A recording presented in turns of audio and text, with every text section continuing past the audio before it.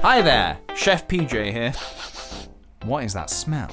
It smells like, could it be? A delicious fresh helping of self-induced culinary themed cringe cooked up by yours truly? You bet your butt it is.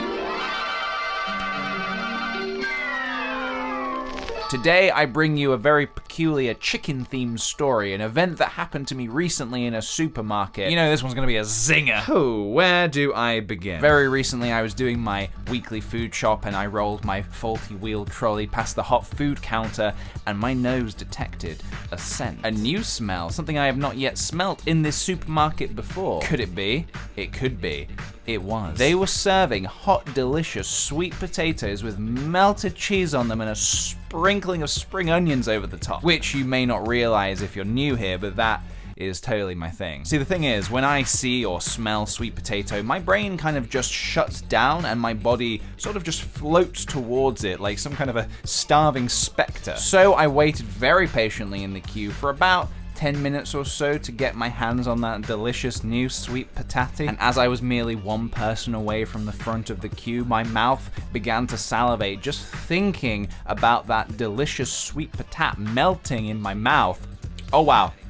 I'm drooling a little bit right now just thinking about it. Wow, that's gross. But suddenly I was snapped out of this delicious daze by the lady in front of me ranting to the hot food man. The hot food man being the man who serves the hot food. Come on, keep up. For the purposes of this story, we'll call the lady Susan and the hot food man Hot food man. The conversation I overheard went a little something like this. I'd like half a chicken, please. We don't do half chicken, sorry, only whole chicken. Well, cut one in half for me. Yeah, we don't do that, sorry. But I am the customer and I'm asking for it. We don't have the equipment to cut a chicken in half, I don't know what to tell you. All I need is half a chicken. What don't you understand? Are you not hearing what I'm saying right now? You know, Waitrose would cut it in half for me if I asked. Yes, but we're not in Waitrose, are we? It was basically that, back and forth, for a good 5 minutes. The hot food man was adamant that this wasn't possible. But Susan wasn't having it. No. She was not leaving that supermarket without half a chicken. Now, I didn't want to get involved because this was none of my business. But I would have suggested maybe just get a whole chicken, eat half now, maybe save some for later,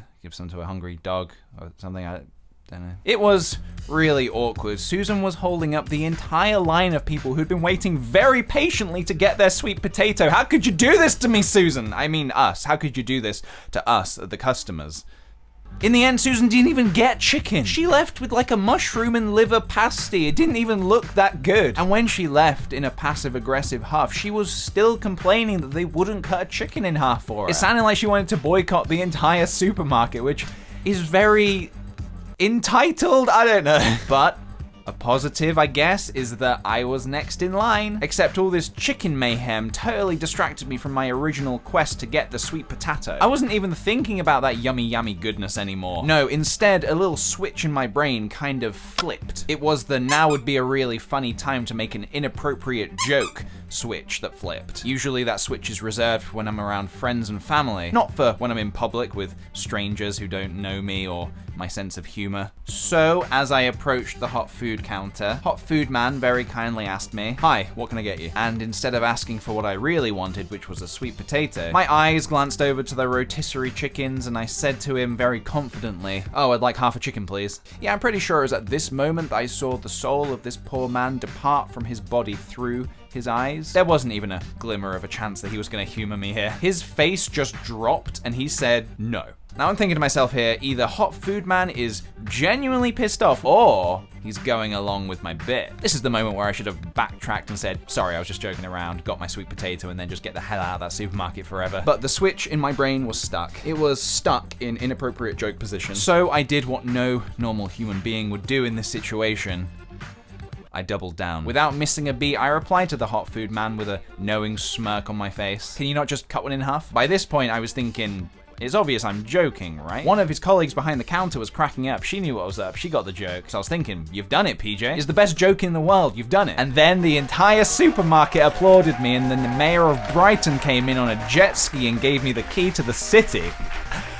Is how I imagined it would play out in my mind. No, what actually happened was, as I turned back to the hot food man to say, I'm just kidding, man, I'm sorry, he snapped. Our policy prohibits us from cutting the chickens in half. It's just not possible, I can't do it. Stop asking for half chickens! And then he just stormed off into a back room. I was just thinking, Oh shit, what have I done? I immediately said to his colleague, hey, I am so sorry. I was just messing around. I don't even want half a chicken. But it was too late.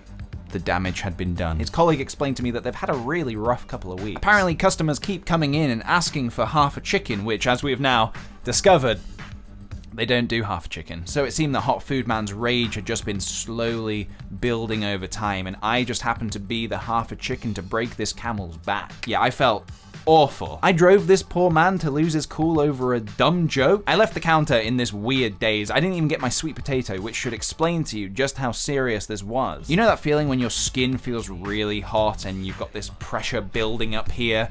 Otherwise known as guilt. Yeah, I had a lot of that going on. It's that damn switch in my brain. I need to get better at reading these kind of situations and knowing when it's best to, stop the joke. So after I finished my food shop, I wanted to apologize because this is the kind of thing that would haunt me for the rest of my life if I didn't. Like, I would wake up in the middle of the night in a cold sweat in about 10 years from now thinking about this very situation and how I didn't apologize. So I went back to the hot food counter and luckily he was there again. I cautiously approached the counter and he looked up at me and we locked eyes and he said to me, "Hi, what can I get you?" Now I'm thinking either he doesn't remember me or he does and he's just being super profesh. And I was really conflicted here. The rational, sensible part of my brain was telling me to say, hey, I'm the half chicken guy from earlier that you shouted at. I just wanted to say I'm really sorry. I was just making a dumb joke earlier about how absurd that lady in front of me sounded. The stupid half of my brain was telling me to order half a chicken. Like, what? Oh, I fought the urges. I smacked away those bad thoughts. So I apologized. He forgave me and said he totally understood. He was just having a really long, stressful shift filled to the brim with customers asking for half chickens. And so I finally got my grubby little hands on the final sweet potato. And as I sat in my car devouring the sweet potato like a freaking monster, I thought to myself, there's got to be a moral here. Maybe, sometimes, don't mess with people who have had a really long shift at work because you're probably not going to be that one kooky funny customer. You're actually just going to be another idiot on a pile of idiots, which nobody wants to be on that pile. That pile sucks. Yeah, something like that makes sense, I think. I find myself falling into these self-inflicted pits of cringe more often than not. Maybe that means something.